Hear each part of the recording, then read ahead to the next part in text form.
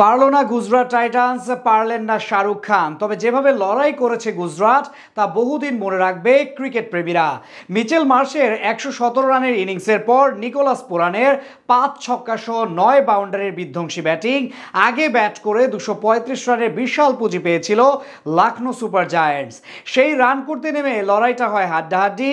এমন উত্তেজনাপূর্ণ high voltage match নিয়ে বাকিটা জানবো রিপোর্টে। টুর্নামেন্টের আগে পড়েছিলেন ইনজুরিতে, তাই শুধুমাত্র ব্যাটার হিসেবে এবার আইপিএলে খেলার অনুমতি পেয়েছিলেন অজি অলরাউন্ডার মিচেল মার্শ। সেখানেও শতভাগ প্রমাণ করলেন তিনি। আজ খেললেন ১৭ রানের বিধ্বংসী এক ইনিংস। টুর্নামেন্টের স্বপ্ন আগেই শেষ হয়ে গিয়েছিল লখনৌ সুপার জায়ান্টসের। তবে আসর জুড়ে দারুণ ছন্দে আছে গুজরাট টাইটান্সের ক্রিকেটাররা। ১২ ম্যাচ শেষে তারা আছে সবার উপরে। নিয়ম রক্ষার ম্যাচে এদিন টস হেরে আগে ব্যাট করতে নেমে শুরুটা দারুণ করেন লখনৌর দুই ওপেনার এইডেন মার্করাম এবং মিচেল মার্শ। দুজন মিলে দুপ্রান্ত থেকে আগ্রাসী মেজাজে ব্যাট চালাতে থাকেন গুজরাটের বোলারদের বিপক্ষে।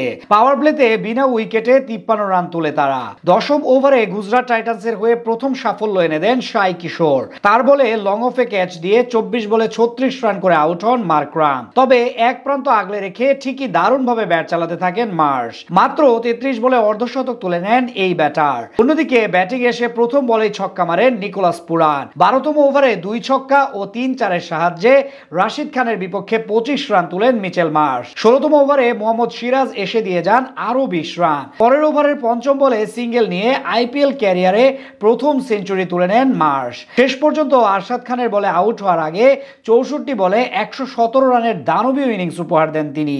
এদিকে নিকোলাস পুরানের ২৭ বলে ৫৬ এবং ঋষভ পান্তের ৬ বলে ১৬ রানের ক্যামিওর উপর ভর করে ২৩৫ রানের বিশাল পুঁজি পায় লখনৌ সুপার জায়ান্টস।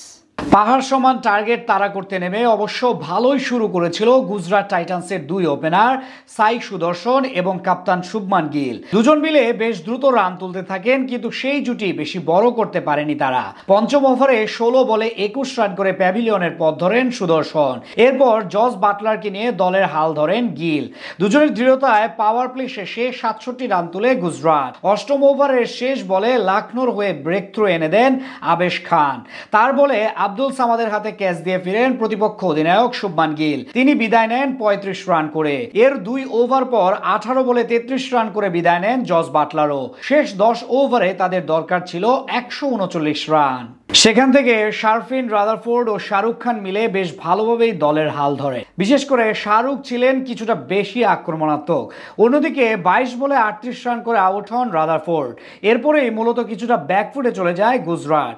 সেই ধাক্কা আর সামলে উঠতে পারেনি তারা। ২৯ বলে ৫৭ রান করে শাহরুখ খানও বিদায় নিলে নিশ্চিত হয় তাদের পরাজয়। বিপরীতে জয় নিয়ে মাঠ ছাড়ে লখনৌ সুপার জায়ান্টস।